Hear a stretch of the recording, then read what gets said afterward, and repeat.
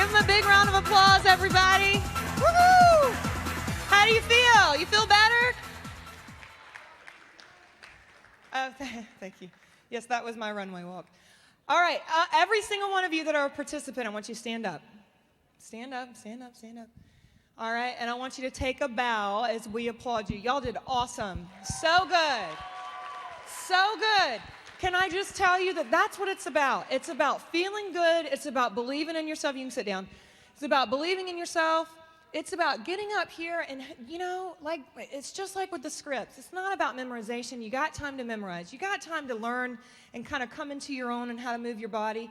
What they want to see is they want to see you just beaming and, you know, taking the mask off and just being yourself, being who God created you to be. And can I tell you that I wish somebody would have told me that when I was modeling, because I spent a lot of my teenage years and some of my early 20s too, just really trying to, you know, figure out who I am, and I sort of hid behind, you know, being 6 feet and blonde, and there wasn't a lot of depth there to me. And I want to tell you something really quick before we break, because it's time to go. I want you to really, really, really think about why you want to be a model. If somebody asks you that question, why do you want to model? What's the purpose behind it? And if it's that you want to be on a cover of a magazine or you want to walk a runway, that's fine. There's no right or wrong answer. But I want you to think about, what's your driving force? Is it because you want to be found attractive? Is it because you think if you're not modeling that it means you're not pretty or you're not handsome? And let me tell you, there's so many gorgeous, beautiful human beings walking this earth that have never walked a runway. And you don't have to walk a runway to be attractive. You don't have to be on a cover of a magazine. That does not confirm that you have arrived. I find my significance in the Creator, the one who created me, and that's where my significance comes from. And you know, it took me a long time to get to that point, and I made a lot of bad decisions on that road. And I can tell you, and I'm just going to give you a quick 1-minute PG-13 version. I made a lot of mistakes. I lived in New York City at a very young age, and I tried everything there is to try. I tried it all. And you can use your imagination on that. Because I was looking for significance. I thought if I went to this party with all the models that I would be cool, and if I tried this, that I would find happiness there, and it was so empty.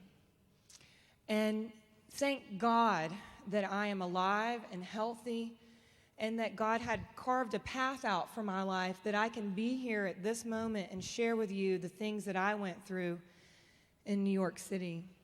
Now, it's not New York City that caused that to happen to me, parents. So if your kids get callbacks for New York, don't be afraid of it. Because, you know, things like that can happen anywhere. They can happen on the ball field. They can happen in the hallway at school. They can happen on Friday night in your own neighborhood. But I didn't set my boundaries, and this is what I want to leave you with. It doesn't matter what business you work in. You just got to set your boundaries so that when you're asked to do things or you're approached with something, that you have set that boundary and you say, I will not do that. And if you set your boundaries, I believe that you will be blessed for that. I just want to take this second just to tell you, I've been there and I tried it. I tried to find my significance through dating, through boys, through guys, I guess I can say that, through partying, even through drugs.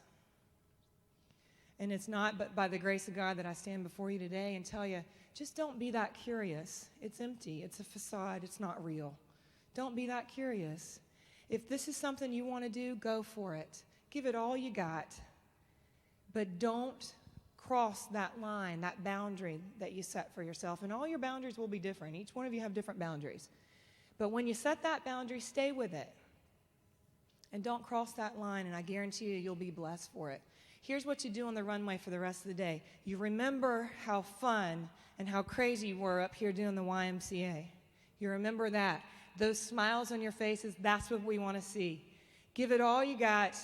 Open yourself up. Don't be afraid to show your true colors. Leave the mask behind. Be that person that you are, dancing around in the front of the mirror in the bathroom, and have the best time of your life. You know, I heard Kim say when she came to Savannah to scout, she said, I want this to be one of the best top 10 experiences that you've ever had in your life.